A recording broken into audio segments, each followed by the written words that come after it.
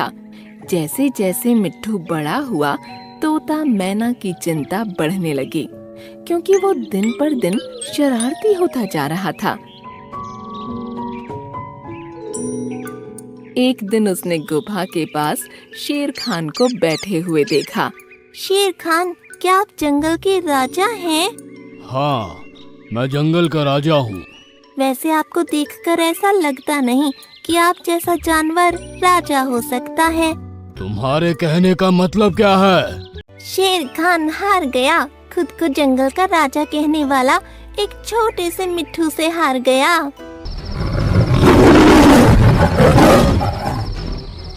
ये जंगल मेरा है और मैं इस जंगल का राजा। अब भी टाइम है, चले जाओ यहाँ से। मिट्ठू बना जंगल का राजा। एक खूबसूरत जंगल में एक पेड़ पर तोता और मैना का जोड़ा रहता था। एक दिन मैना ने एक अंडा दिया और कुछ दिनों बाद उसमें से एक बच्चा निकला।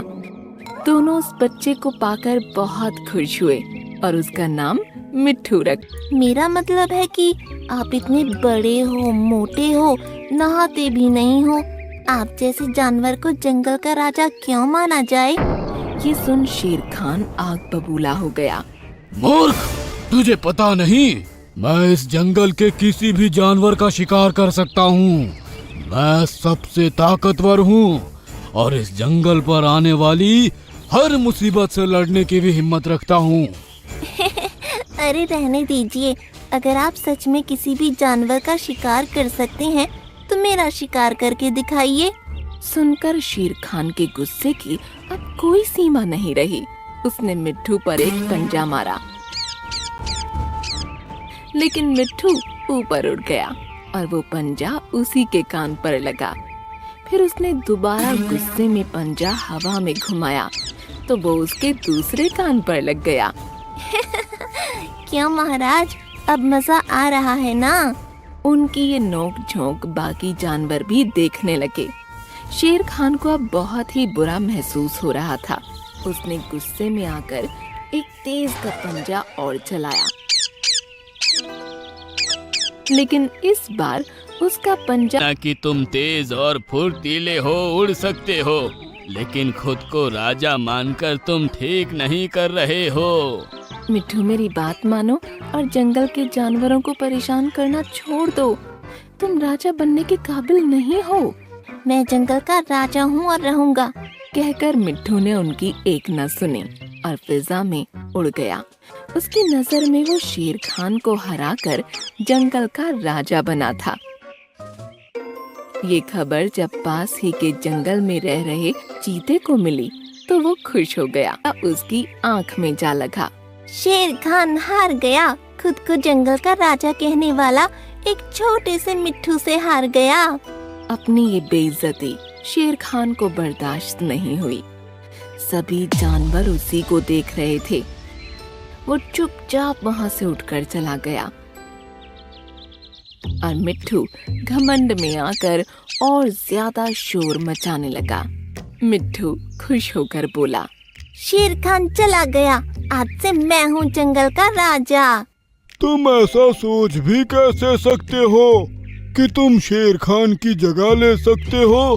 हाँ, तुमने देखा नहीं मैंने शेर खान को कैसे भगा दिया? वो मुझसे मुकाबला नहीं कर पाया। अरे वो भागा नहीं, कहीं चला गया है। अब कुछ भी हो, तुम सब आज से मुझे ही राजा मानोगे, वरना मैं तुम लोगों को भी उसी तरह परेशान करूँगा जैसे शेर खान को किया, और फिर तुमको भी ये जंगल छोड़कर जाना पड़ेगा। ये सुनकर किसी ने कुछ नहीं कहा। उस दिन के बाद से वो जानवरों को परेशान करता तो वो उससे पीछा छुड़ाने के लिए उसको राजा बोल देते और वो खुश हो जाता। मिट्ठू बेटा मान। और अपनी एक चील दोस्त से बोला, सुना है कि शेर खान ने जंगल छोड़ दिया है और उसकी जगह कोई छोटा सा तोता मिट्ठू जंगल पर राज कर रहा है। हाँ, सुना तो यही है। तो फिर हमारा ये उस जंगल पर कब्जा करने का अच्छा मौका है।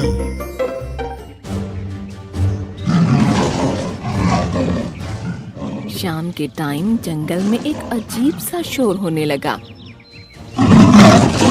चीता जंगल में आ चुका था और जानवरों को डरा डरा कर भागने पर मजबूर कर रहा था। सभी जानवर इकट्ठा होकर मिट्ठू के पास भागे और उनके पीछे पीछे चीता भी वहां पहुंच गया। बोलो क्या बात है? बात कुछ नहीं है, बस इतना समझ लो कि आज से इस जंगल का राजा मैं हूँ और तुम खुद को राजा समझने की गलतफहमी छोड़ दो। मैंने शेर खान को यहाँ से भागने पर मजबूर कर दिया, तो तुम क्या चीज हो? अभी तुमको सबक सिखाता हूँ। कहकर मिट्ठू उड़ा और चीता के पास पहुंचा। हिम्मत है तो मुझे पकड़ कर दिखाओ। पिद्दी कहीं के, मैं तुझे पकड़ूंगा। हाँ, कहकर उसने चील को आवाज लगाई। चील! सुनकर चील बहुत ही तेजी के साथ उड़ती हुई आई और उसने मिट्ठू को एक ही झटके में अपने पंजों में दबा लिया। ये देखकर सभी जानवर चौंक पड़े। आज से पक्षियों पर चील राज करेगी और जानवरों पर मैं। और मिट्ठू तुम, अगर अपनी जान प्यारी है तो अब मेरा हुक्म मानना, वरना मैं तुमको जिंदा नहीं छोड़ूंगी। तुम और जानवरों की तरह मुझसे नहीं भाग सकते। अब सभी जानवर और पक्षी इस बात को मानने लगे थे। जानवरों पर चीता राज करने लगा और पक्षियों पर चील। वो लोग अपना हर काम जानवरों से करवाते और उनको परेशान भी करते, सजा भी देते, और ये सब उनको बर्दाश्त करना ही पड़ता। मिट्ठू, अगर आज शेर खान यहाँ होता तो हमें इस तरह गुलाम नहीं बनना पड़ता। इन सारी परेशानियों की वजह तुम हो मिट्ठू। पहला शिकार करेंगे। सुनकर सभी डर गए, लेकिन किसी की कुछ बोलने की हिम्मत नहीं हुई। महाराज, हिरन को खाएंगे और मेरा खाना तो इस जंगल का पिछला राजा ही बनेगा, मिट्ठू। ये सुनकर मिट्ठू और उसके माँ बाप भी डर गए। बाकी जानवर भी अब परेशान दिखने लगे, लेकिन कुछ भी करने के लायक कोई नहीं था। रात को सभी जानवर इकट्ठा हुए। मिट्ठू और हिरन को जानवरों के बीच चीता और चील के सामने हाजिर होना पड़ा। चील, तुम जल्दी से बेटा, हम तुमको इसी दिन के लिए समझा रहे थे। चाहे तुम कितने भी फुर्तीले और तेज क्यों ना हो, लेकिन राजा होने के काबिल तुम नहीं थे।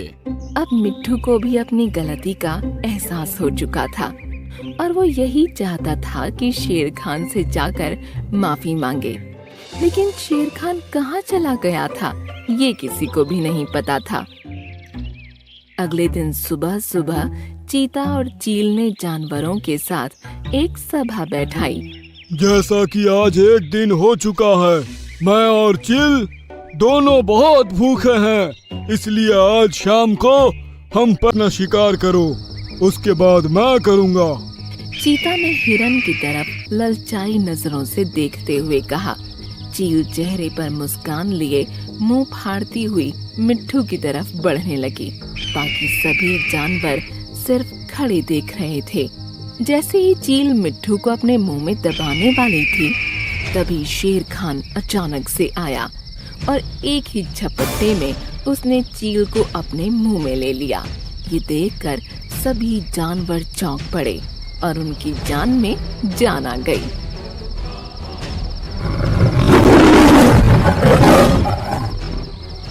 ये जंगल मेरा है और मैं इस जंगल का राजा। अब भी टाइम है, चले जाओ यहाँ से। शेर खान, मैं तो बस ऐसे ही इस चील के बहकावे में आ गया था, मुझे माफ कर दो, मैं अपने जंगल वापस जा रहा हूँ। कहकर वो तेजी से वहाँ से भाग निकला। सभी जानवर उसको देखकर जोर जोर से हंसने लगे और खुशी मनाने लगे। शेर खान, मुझे माफ कर दीजिए, असल में सिर्फ आप ही हैं जो जंगल के राजा बनने लायक हैं। सुनकर शेर खान खुश हुआ और बाकी सभी जानवर भी। मिट्ठू के माँ बाप भी खुश हो गए ये देखकर कि उसको अकल आ चुकी है। उस दिन से शेर खान फिर से जंगल पर राज करने लगा और सभी जानवर आराम से खुशी खुशी जंगल में रहने लगे। बुरा कैसे ना मानूं, लोग मुझे इसी बात का ताना देते हैं कि मेरी आवाज नहीं है। इसमें मेरी क्या गलती है? मिंकू मोर एक पेड़ के पास बैठा था। चुन्नू मुन्नू दोनों चिड़िया उसके पास आती हैं। मिंकू काका, हमको एक कहानी सुनाओ ना, तुम्हारी कहानी हमें बहुत अच्छी लगती है। ठीक है बच्चों, मैं तुम्हें एक ऐसी कहानी सुनाता हूँ जिसमें से तुमको पता चलेगा कि हमारा डर भी कभी कभी हमारे लिए अच्छा होता है। तो सुनो, एक तोता था जिसका नाम था चिरकुट। लेकिन जब से वो पैदा हुआ था, उसके जीवन में एक ही परेशानी थी। क्या परेशानी थी काका? अरे सब्र करो, बता रहा हूँ। बहुत बोलती हो, बीच में टोका मत करो। हाँ, मैंने इसको कहा है, जब काका कहानी सुनाए तो बीच में टोका मत कर। हाँ, तो उस तोते के जीवन में ये समस्या थी। मैंने सारी बातें सुन ली हैं जो उन पक्षियों ने तुमको बोला है, लेकिन तुम बुरा मत मानो। चिरकुट की आंखों से आंसू गिरते रहते हैं। बुरा कैसे ना मानूं, लोग मुझे इसी बात का ताना देते हैं कि मेरी आवाज नहीं है। इसमें मेरी क्या गलती है? चिंकी बोलती है। मैं तुम्हारी मदद कर सकती हूँ। मैं ऐसे पक्षी को जानती हूँ जो तुम्हारी मदद कर सकता है। अच्छा, क्या ऐसा सच में हो सकता है? क्या सच में मैं बोल सकता हूँ? हाँ भैया, क्यों नहीं हो सकता। तुम मेरे साथ चलो, तुम बोलोगे भी और बाकी जानवरों से बातें भी करोगे। काली पहाड़ी के पास बरगद के पेड़ पर जो थी कि वो जब से पैदा हुआ था तो बोल नहीं पाया, उससे बोला नहीं जाता था। एक दिन चिरकुट डाल पर बैठा था और आसपास बैठे पक्षी फल खा रहे थे। ये पक्षी कितने अच्छे अच्छे फल खा रहे हैं, काश मुझे भी ये खाने को मिल पाते।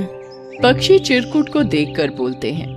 अरे देखो देखो, इस चिरकुट तोते को देखो, ये ऐसा तोता है जो बोल नहीं पाता है। मैंने पहले कभी भी ना बोलने वाला तोता देखा ही नहीं। ऐसा तोता भी होता है क्या?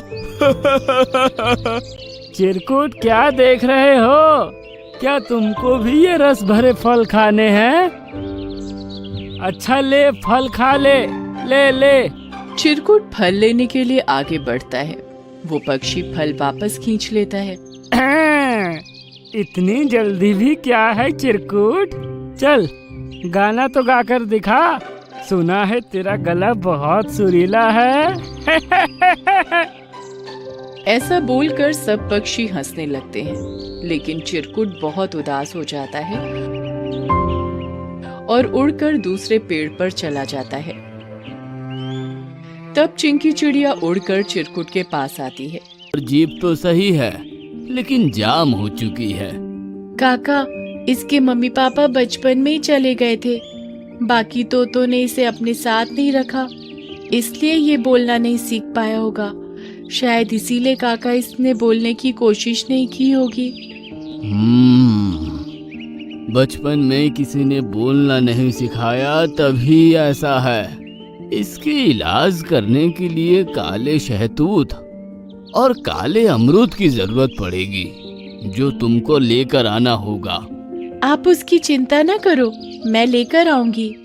नहीं नहीं, जिसका इलाज हो। उल्लू काका रहते हैं, वो अच्छे वैद्य हैं, वो तुम्हारी मदद जरूर करेंगे।